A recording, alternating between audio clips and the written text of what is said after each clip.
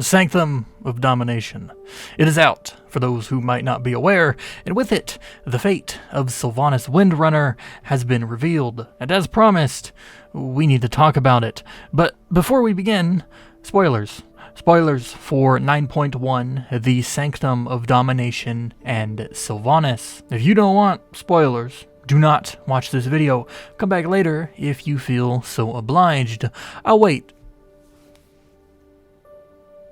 Okay, so we have a lot to talk about, because a lot happened, and I have thoughts. First off, let's just get this out of the way. The jailer won. He won. He claimed the sigils. He empowered himself, you can tell because he's wearing armor now, and is now en route to...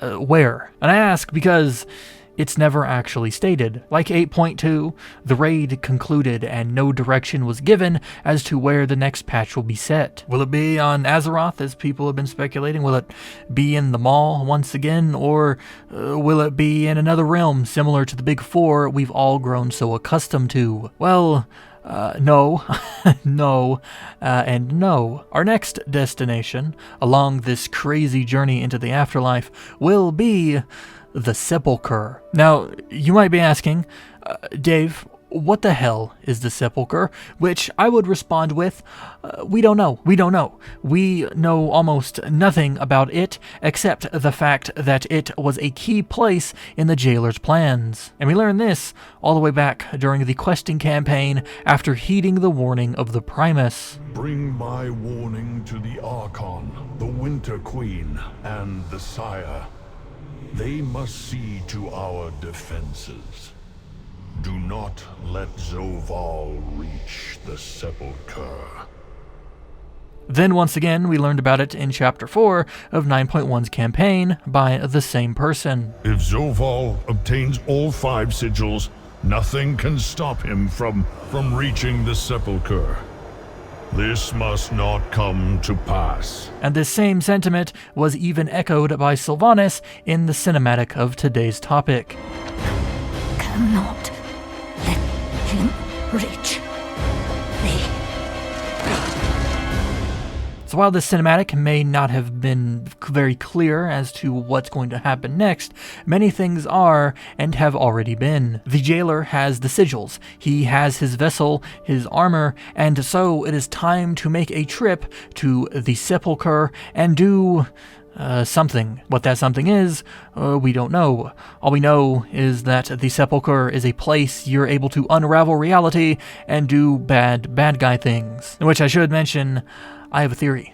I have a theory on the Sepulchre, which I'm going to save for another time because we have a lot to discuss here already. So to move on, let's talk about something we have all been dreading. It's like that talk you have with your kids or with your parents about the birds and the bees, except instead of birds and bees, it's Sylvanas and a little word we all love to call redemption. Which, speaking of, do I think it is going to happen? Do I believe that she will be redeemed? Do I think Sylvanas will make up for her past, return to Azeroth as a new person, lead the Forsaken again, and practically forget all that has happened over the last few expansions? No. And not for her lack of trying. I just don't see how the Alliance, the Horde, and everyone else can forgive her for all that she's done. Because we're not talking about someone that just shattered the veil between realities. If that was the only thing Sylvanas ever did, if the only crime was her fighting Bolvar and breaking the Helm of Domination, I think we would be looking at an entirely different situation. But we're not talking about that.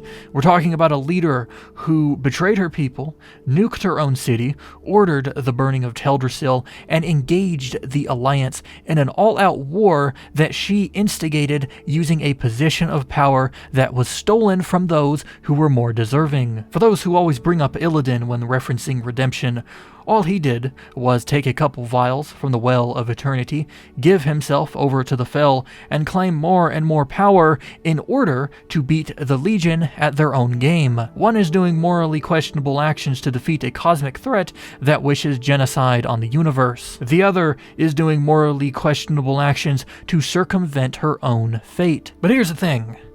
Even after all of what she did, all she sacrificed to get to where she is now, Sylvanas chose to betray the jailer, forfeiting all she has done so far because the jailer is seeking to remake reality with he at the head. And it's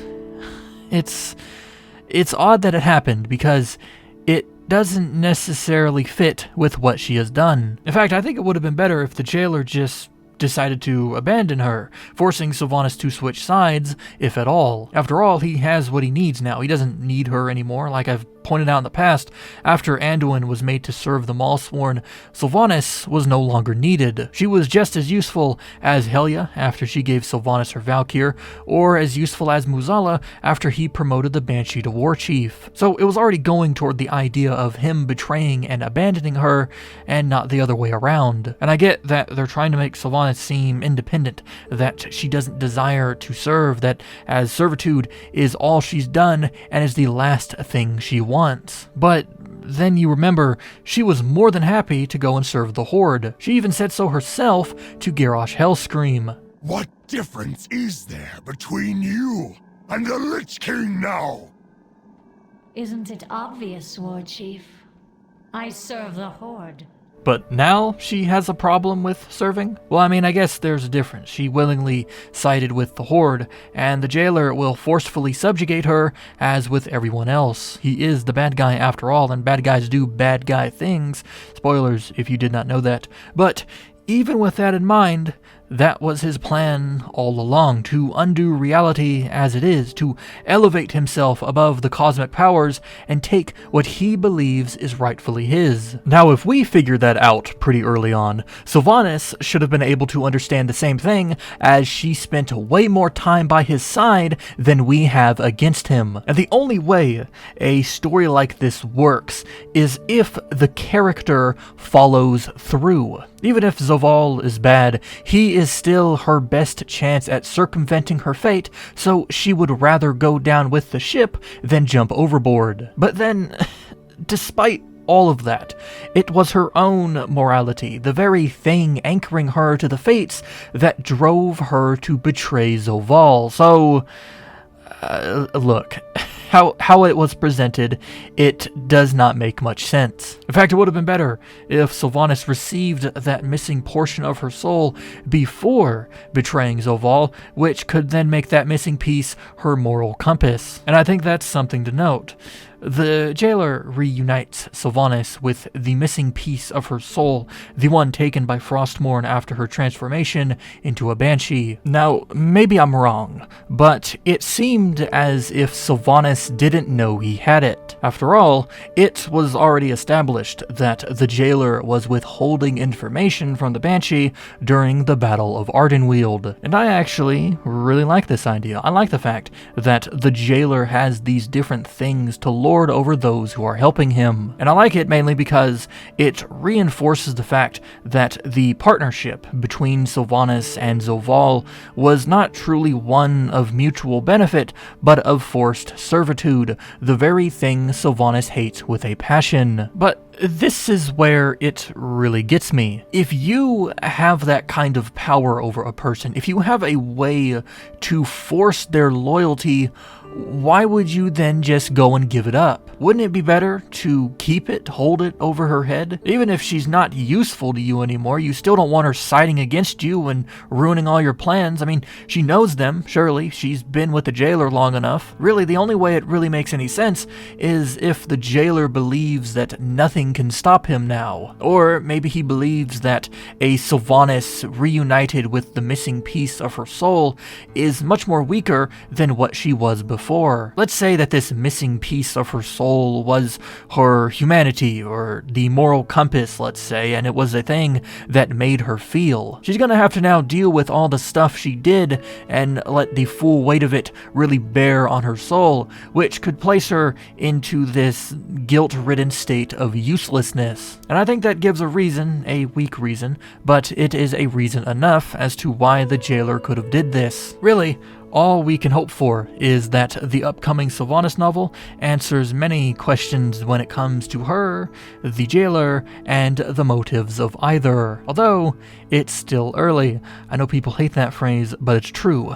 There's a lot of Shadowlands left to go, and Sylvanas could very well still be fated to fall, just not here and now. Either way, one thing is certain.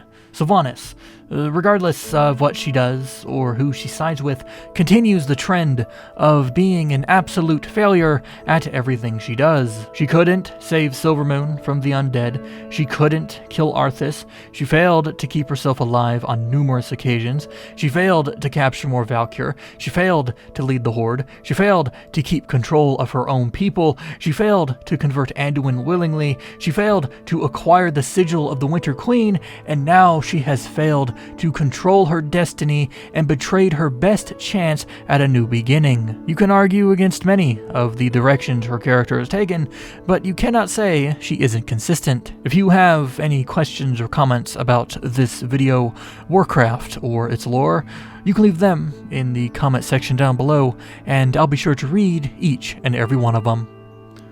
Thanks for watching, and remember well.